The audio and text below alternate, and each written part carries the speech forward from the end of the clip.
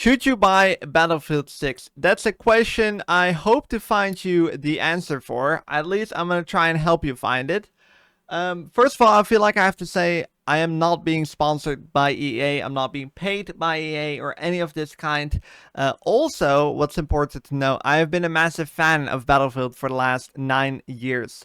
So you're going to see an opinion through the eyes of someone who's been playing Battlefield since Battlefield 1 for a very, very long time. I'm going to try and be 100% honest and also very objective, so you know if this is a game for you or not. Feel free to leave your thoughts down in the comments. It's important that at the end of the day, this is a beta that we've played. It's not the full final version, but I feel like we've seen a rough base / foundation of the game that we can see if it's going to be better or not. But we already know the direction the game is going to. I will be discussing PC versus console and how it runs on console and how it runs on PC. Talk about the matchmaking, the maps, movement, time to kill, time to die, the destruction in the game, vehicle gameplay. I'll be comparing it kind of to older Battlefields and talk about a bit about future content for the game. And then at the end, I will leave my final thoughts. First topic, PC versus console.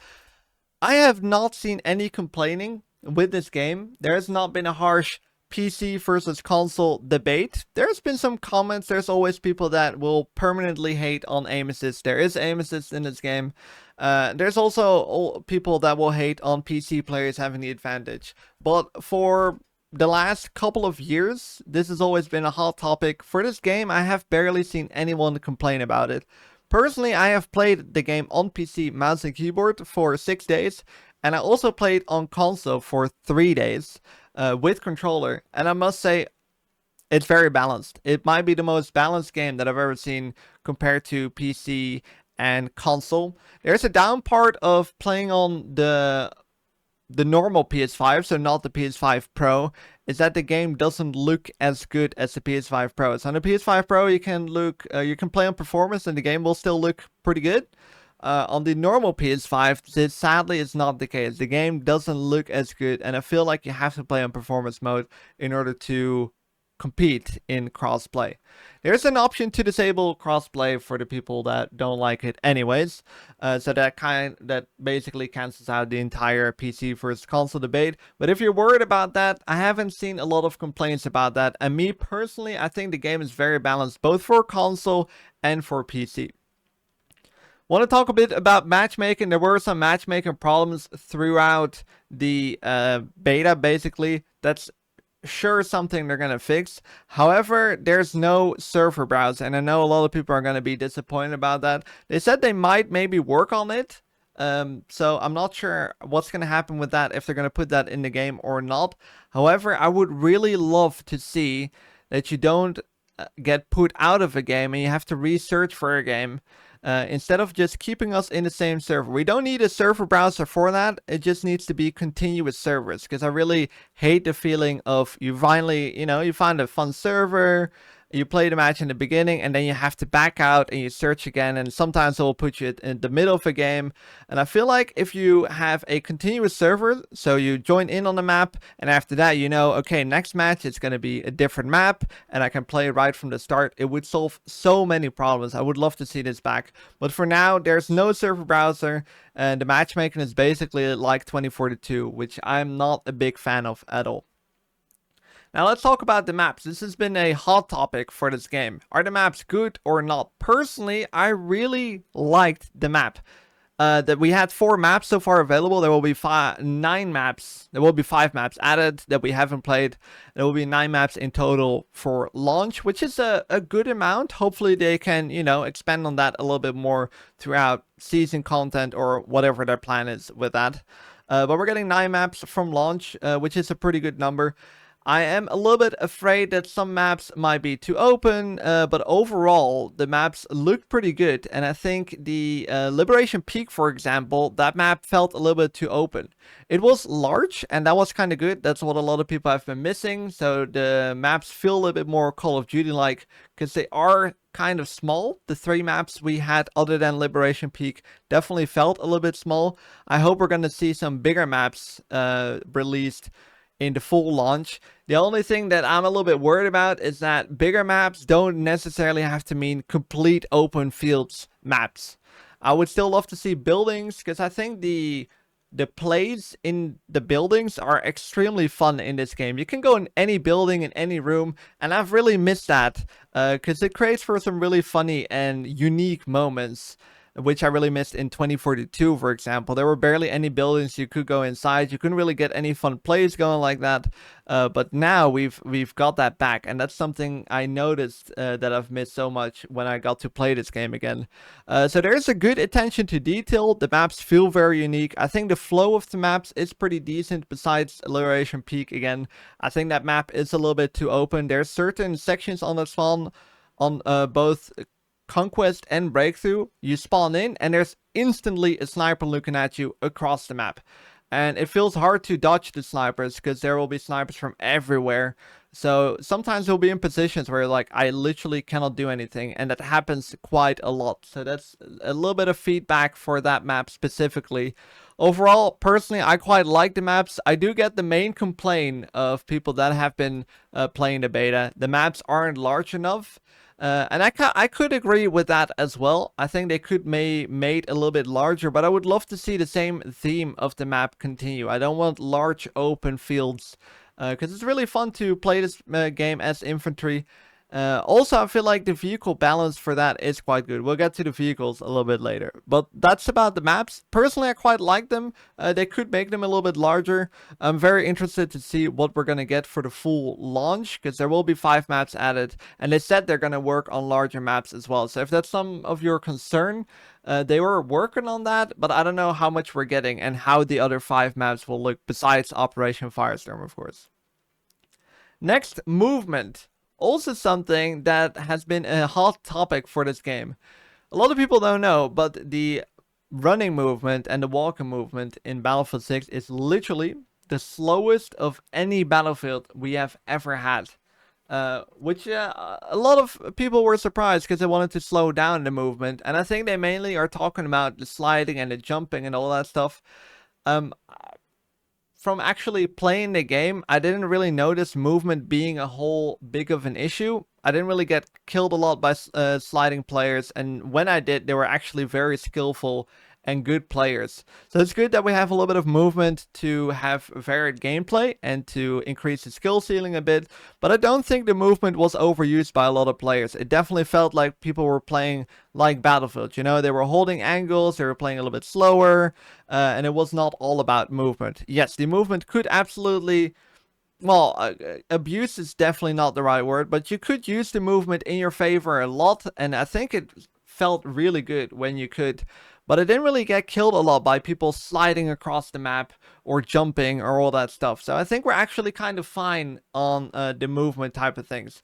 Just when you see a POV from somebody who's really good, you're going to see them sliding around the map. And I think people are a little bit afraid that everyone's going to be sliding around the map like that. But I personally haven't really experienced this at all. And I played the beta for 100 hours. Now, talking about the time to kill, and I should include time to die there as well. I think we got a small problem there when it comes to how the game feels, how it flows. We definitely need some improvement when it comes to that. The time to kill itself could work fine. I think I got used to it. I definitely noticed that it was a thing that you need to get used to in order to enjoy it. But I think they could slow it down just a tiny little bit. The only problem I have with the time to kill is that it's creating issues with netcoding and all that stuff. So that's really what I'm talking about more when I'm talking about the time to die. How it feels like you're dying sometimes was extremely quick, like really rapid. Like it didn't really match what happened on screen to how fast you died. So I think that is part of the problem why the time to kill is so high. If you have a high time to kill in a game, you need extremely good netcoding in the game. And I think they would solve a lot of problems if they would lower the time to kill a little bit, or make it a little bit longer. It needs to be higher, not lower it, but make it longer. Make it longer to kill someone. Jeez, that's complicated. But overall, I personally really like the time to kill. I just think it's creating too many issues, so they need to just kind of tweak that a little bit not go crazy on it. We don't want a Battlefield 5 fiasco where the time to kill was extremely slow and you couldn't kill anyone with a full mag.